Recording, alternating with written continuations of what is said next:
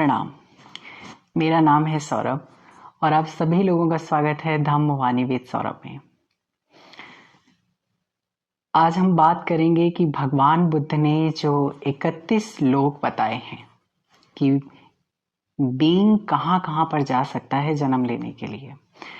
अभी हम लोग एक जीवन जी रहे हैं, तो हम लोग मृत्यु के पश्चात किन किन लोकों में और कहाँ कहाँ पर जन्म ले सकते हैं, इन सभी चीज़ों की व्याख्या भगवान बुद्ध ने अपने विशाल त्रिपिटक ग्रंथ में इसका उल्लेख किया है। आज मैं सभी लोकों के बारे में बहुत विस्तार से चर्चा करूंगा, तो आइए शुरू करते हैं। भगवान बुद्ध ने कहा कि 31 लोक होते हैं जहां पर व्यक्ति मृत्यु के पश्चात जन्म लेता है। सबसे पहले हम बात करेंगे अपाय लोकों की। अपाय लोक क्या होते हैं?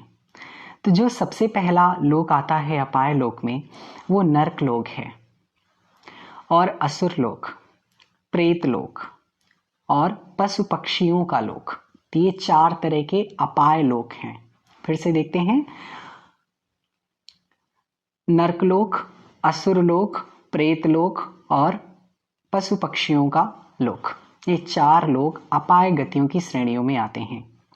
यानी अच्छा, अब इनमें कौन कौन व्यक्ति जाते हैं?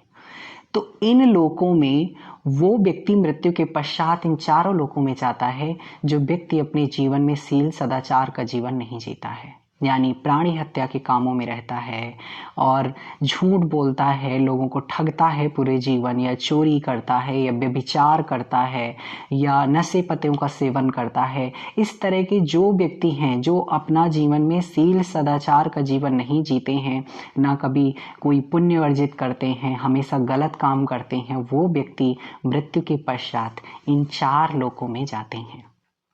इनकी आयु भगवान बुद्ध ने कितनी बताई? तो इनकी भगवान बुद्ध ने आयु अनिश्चित कहा है, क्योंकि इन लोकों में वो व्यक्ति कभी भी अपने शरीर से छूट सकता है। जैसे मनुष्य है, मनुष्य की हम एक आयु मानते हैं कि 90 वर्ष, मान लीजिए कि 90 वर्ष है, लेकिन कोई जरूरी थोड़ा ना है कि 90 वर्ष हर एक व्यक्ति जिएगा ही जिएगा। कोई व्यक्ति 20 साल में भी जा सकता है, कोई 30 साल में, तो कोई व्यक्ति की आयु अनिश्चित नहीं है। इसी तरह से इन 4 लोकों में भी यहाँ की आयु अनिश्चित होती है, यानी कोई भी व्यक्ति अपना वहां से छूट सकता है। उसके जैसे ही कर्म के विपाक पूरे होंगे, इसके बाद वो उस लोक को छोड़ सकता है।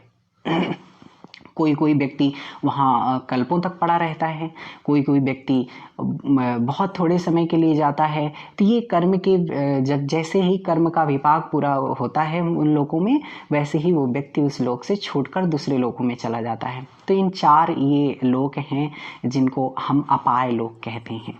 अब हम बात करते हैं मनुष्य लोकों की और देवलोकों की।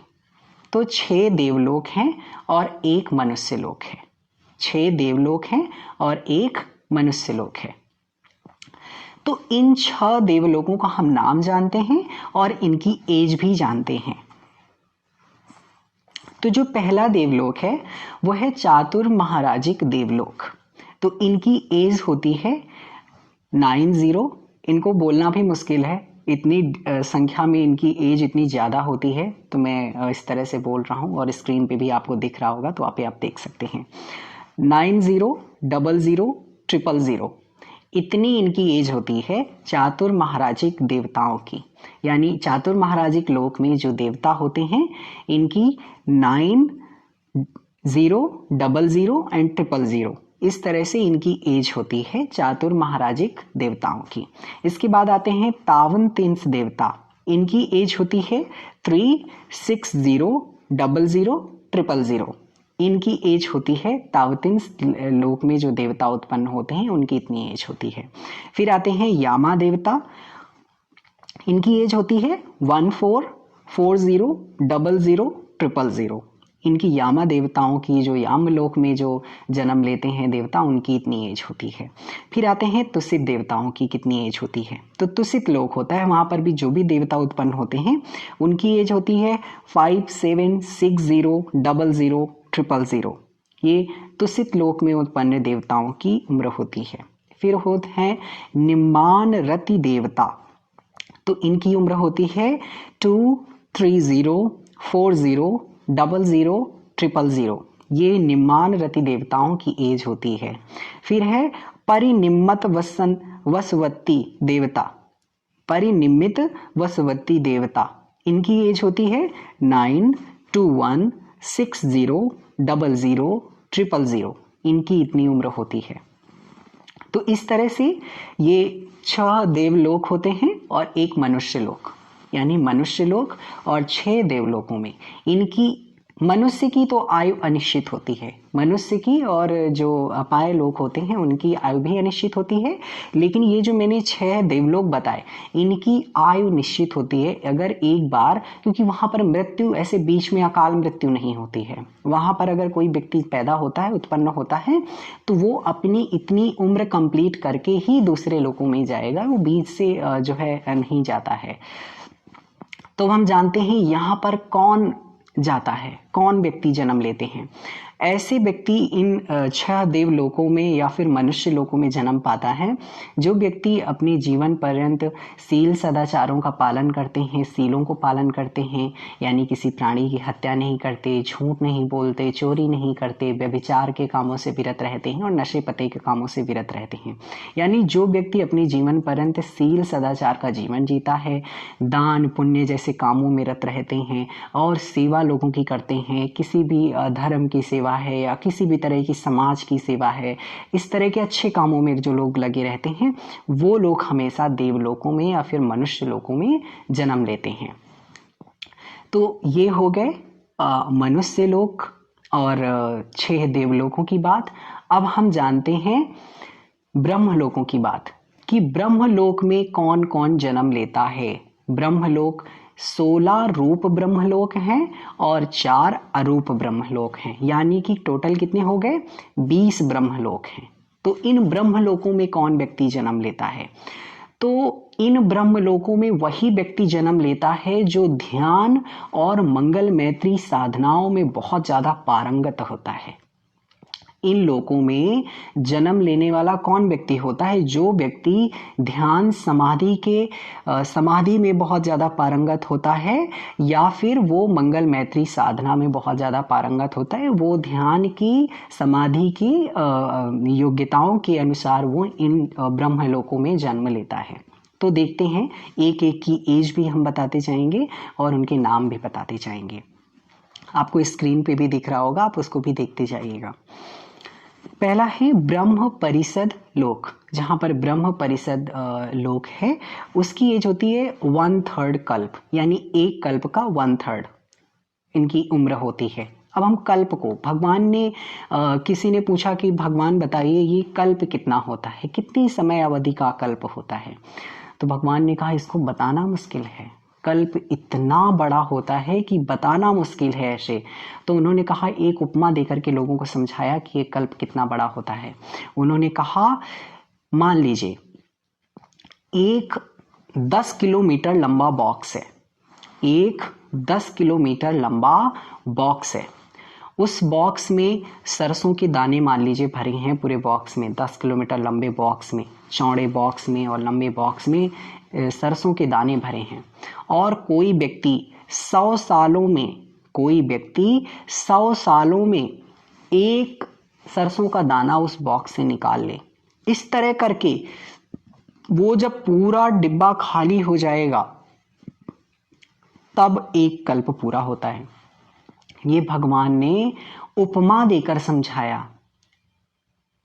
अच्छा, एक बात और है, मैं आपको बता दूं, बहुत लोग इन सब चीज़ों में बिलीव नहीं करते हैं, विश्वास नहीं करते हैं कि सब चीज़ें सही भी हैं या गलत भी हैं, लेकिन मैं बता दूं कि भगवान बुद्ध को बुद्धत्व प्राप्त होने के बाद में वो त्रिकालज्ञ हो गए थे, इस संसार की हर एक बात को जानते थे, इस ब्रह्मांड के सारे रहस्य को जानते थे।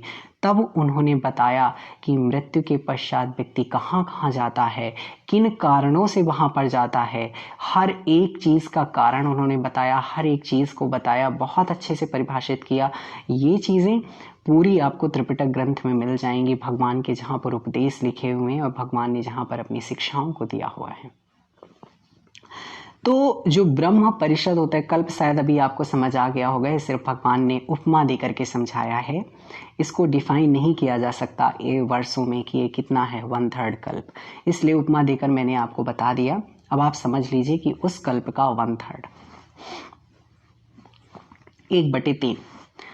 फिर है ब्रह्म पुरोहित कल्प। ये ब्रह्म पुरोहित कल्प है जिसको आधा कल्प की उम्र होती है उन लोगों की। और महाब्रह्मा कल्प, इनकी 1 कल्प होती है उम्र।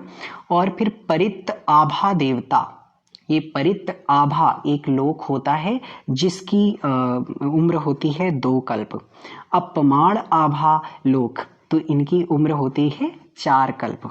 फिर आभस्तता देवता, इनकी उम्र होती है 8 कल्प। अब अच्छा, देखते जाते हैं कि कौन से लोकों में कौन कौन व्यक्ति जानता है। मैं आपको बता दूं कि समाधि के 8 स्तर होते हैं। समाधि के 8 स्तर होते हैं।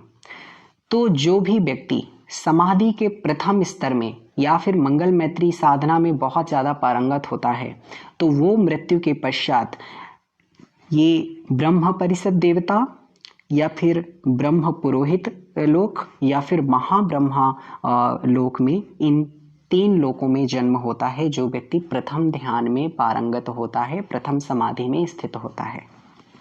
इसके बाद ये जो परित आभा देवता होता है, अपमाण आभा लोक होता है, आभस्यता लोक होता है, इन 3 लोकों में द्वितीय ध्यान समाधि में पारंगत लोग अपने शरीर के छूटने के बाद में इन तीनों लोकों में जन्म लेते हैं।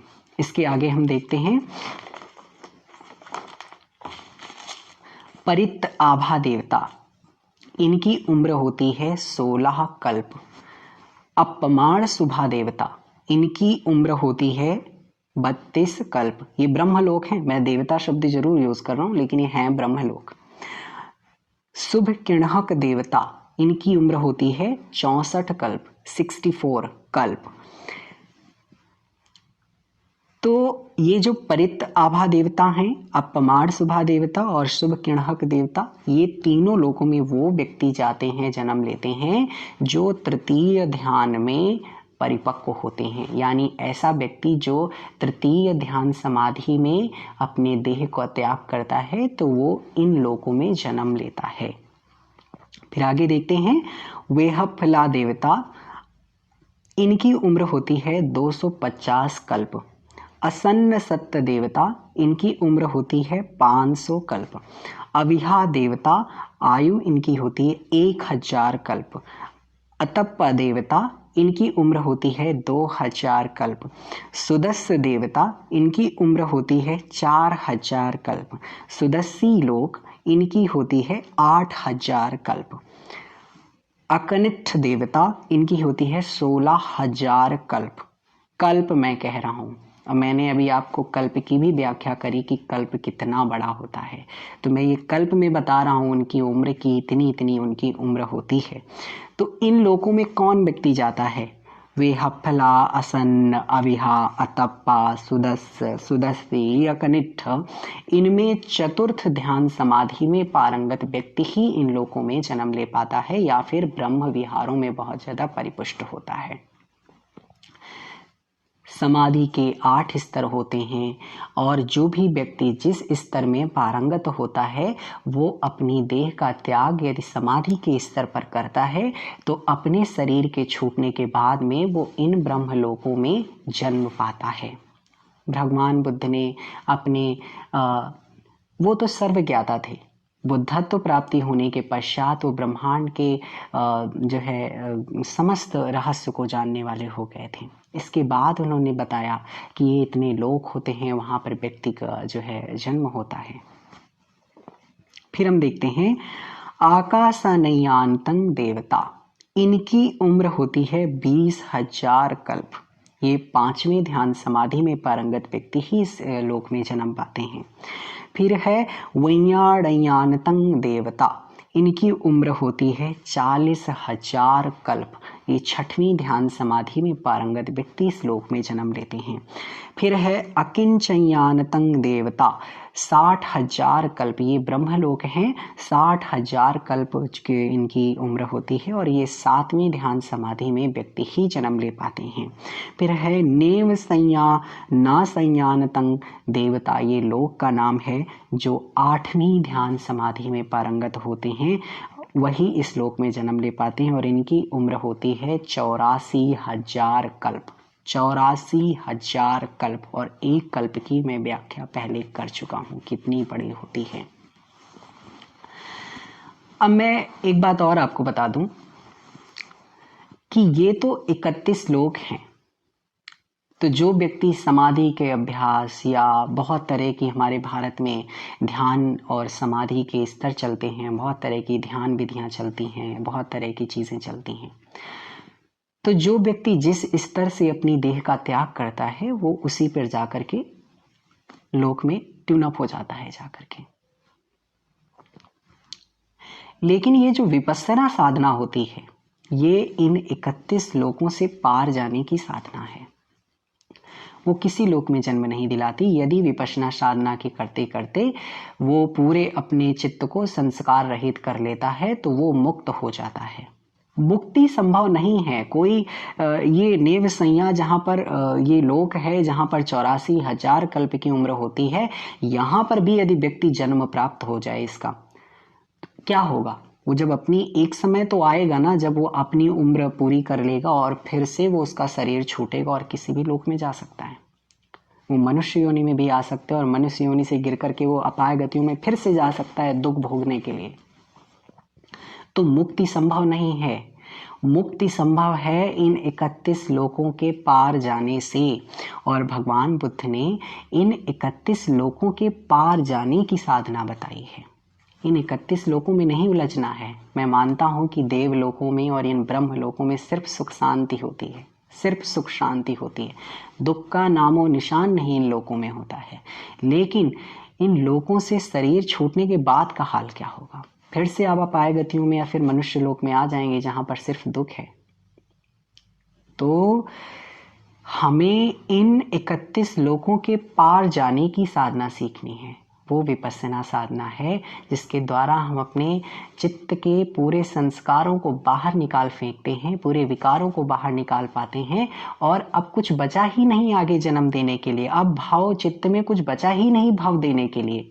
तो ये साधना हमें 31 लोकों के पार जाने की है। हमें इन लोकों में नहीं उलझना है, लेकिन फिर भी हमें सील सदाचार का जीवन और दान पुण्य और सेवा सहित जीवन जीना चाहिए, ताकि कम से कम हम लोग अपाय गतियों में ना पड़ें, क्योंकि वहां पर दुख के सिवा सुख नाम का शब्द ही नहीं है।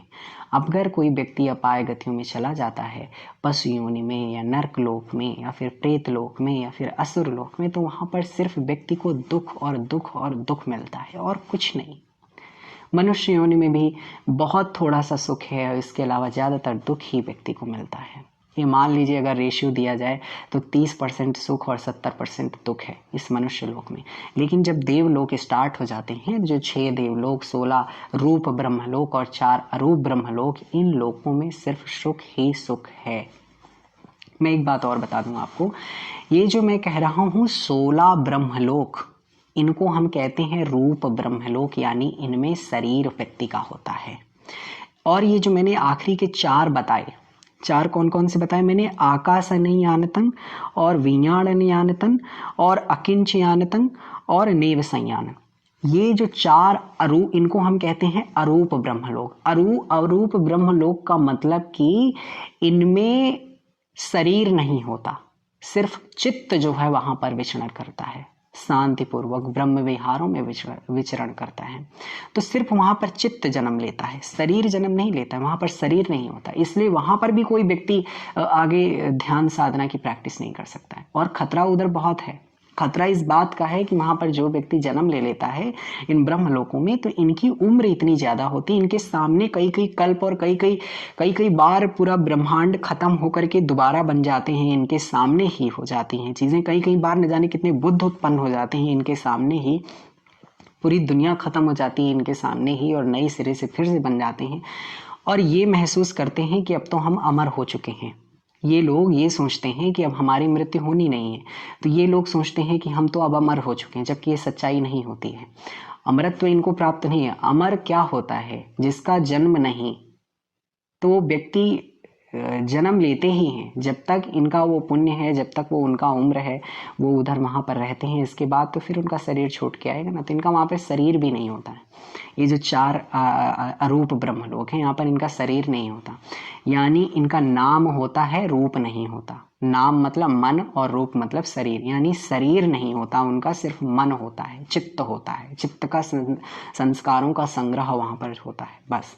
शरीर छूटने के बाद में पुनः किसी भी लोक में वो जा सकते हैं। तो हम सभी लोगों को शील सदाचार रहित, शील सदाचार युक्त जीवन जीना है और दान पुण्य और सेवा जैसे कार्यों में लगे रहना है, ताकि हम लोग फिर से मनुष्य जीवन को प्राप्त कर सकें, या कोई ऐसा जीवन प्राप्त कर सकें जहाँ पर हम पुनः अपने धर्म की यात्रा को शुरू रख सकें, जारी रख सकें। और यदि हम किसी अपाय गति में चले गए, यानी नर्क या पशु योनि में चले गए, तो वहाँ पर धर्म का अभ्यास या फिर किसी तरह से आपको मौका ही नहीं मिलेगा पुण्य अर्जित करने का, या धर्म को इस मुक्ति के मार्ग में आगे बढ़ने का। इसलिए आप एक ऐसा जीवन जिए, कम से कम आपका प्रमोशन नहीं तो डिमोशन भी नहीं पाइए, कम से कम अपनी पोस्ट में आप सीमित रहिए, उसी जगह पर रहिए। आपको एक ऐसी वीडियो लगी, आपको इसका फीडबैक प्लीज़ मुझे ज़रूर वीडियो कमेंट बॉक्स पे दीजिएगा। सभी का मंगल हो, सभी का कल्याण हो, सभी का बहुत बहुत मंगल हो।